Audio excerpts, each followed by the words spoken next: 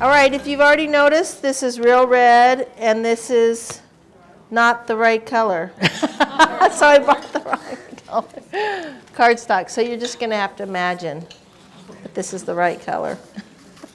We went to Thailand this year with Stampin Up, and that was one of the incentive trips that I earned last year. And at Thailand, we got the new catalog first of anybody, and they had demonstrators that showed us some things with the new product. So this is what one of the fun things I learned at the actual Thailand. See how cute? And I'm going to show you how to do this, okay? It's really easy. Let me tell you why it's super easy. Because of our cutter. Right here. If you don't have this, it's not super easy. So, oh, thank you, Aubrey. She gave me the right color. Okay, so this is our card, okay? I'll set that aside. You take a 6x6 piece of DSP or cardstock, whatever you want. And so this is what you're going to do. You're going to score it at 2 inches on both sides, and then 2 inches again. Okay, so let me do that real quick. So I'm just going to set it right here on this side. And you want to lightly score it. You don't want to, on the DSP, you do not want to just heavy score it, because it will, when you're putting together boxes and things like that, you just want it lightly scored.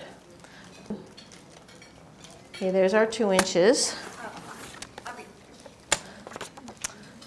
Okay, so we've scored that. And then this is a 3 1/8 inch piece, which is right here. And I'll have these out for display. 3 1/8 inch square piece scored at a 1/2 inch on all 4 sides.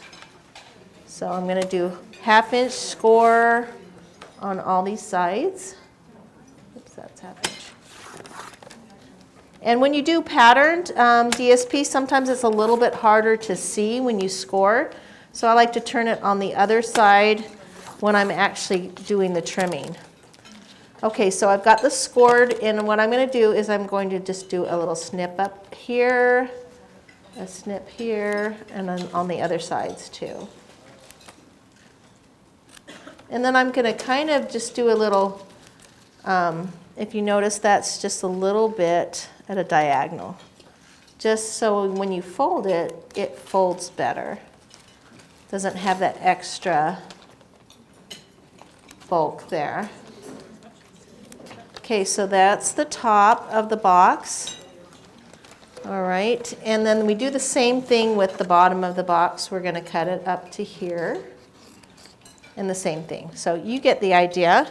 This is what it's going to look like with those edges, and then you just fold it like a box.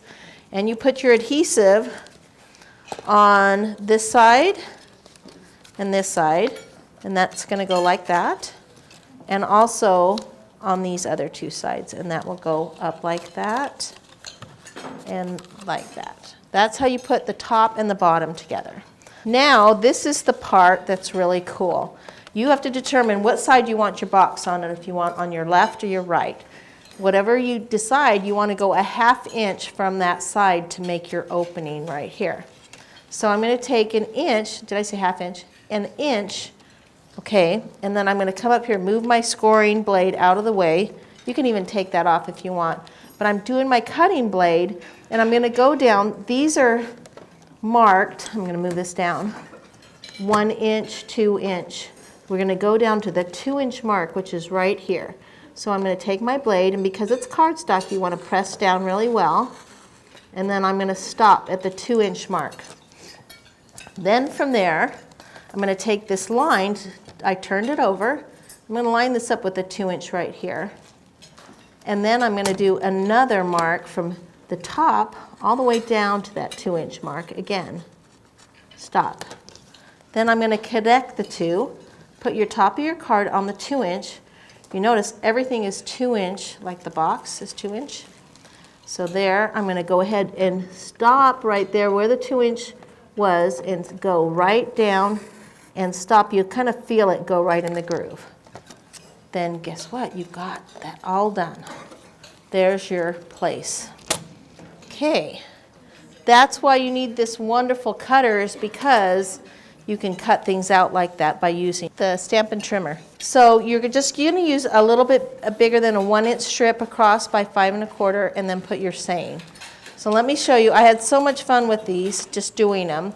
If you want your box to go up higher, like up like that, you just come down whatever height you want, and it will stand up higher.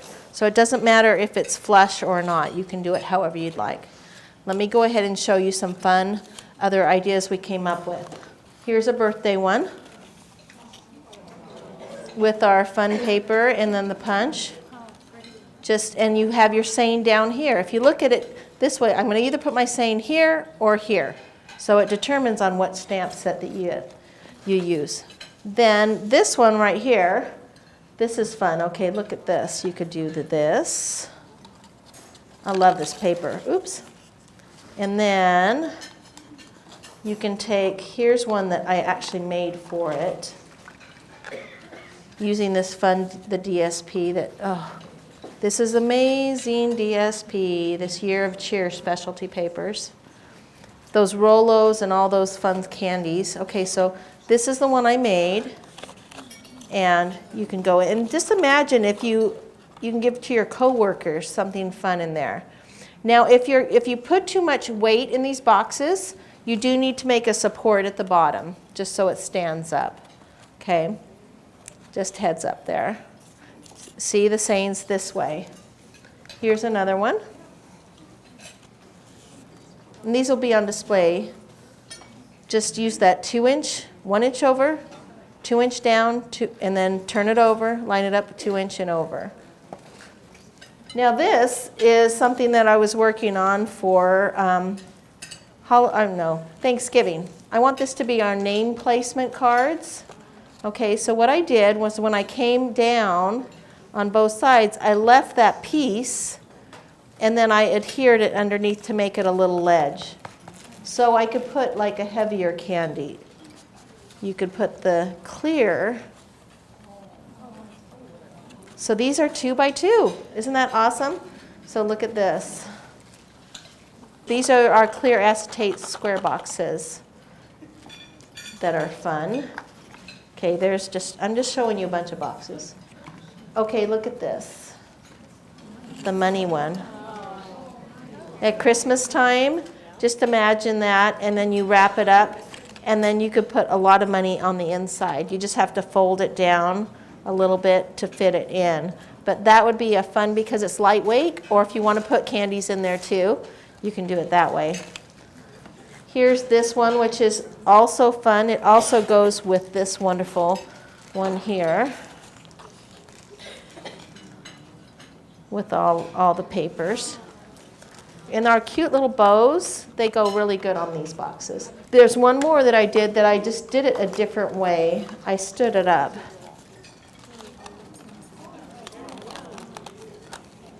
Now, a lot of people don't buy gifts or they give gift cards and things like that. Well, you can put money in here or a note or something how much you appreciate. Just imagine those at the Christmas table set up in front of somebody, and it has, some kind of little gift in there or a thought. Those are some fun ideas. We'll set those up.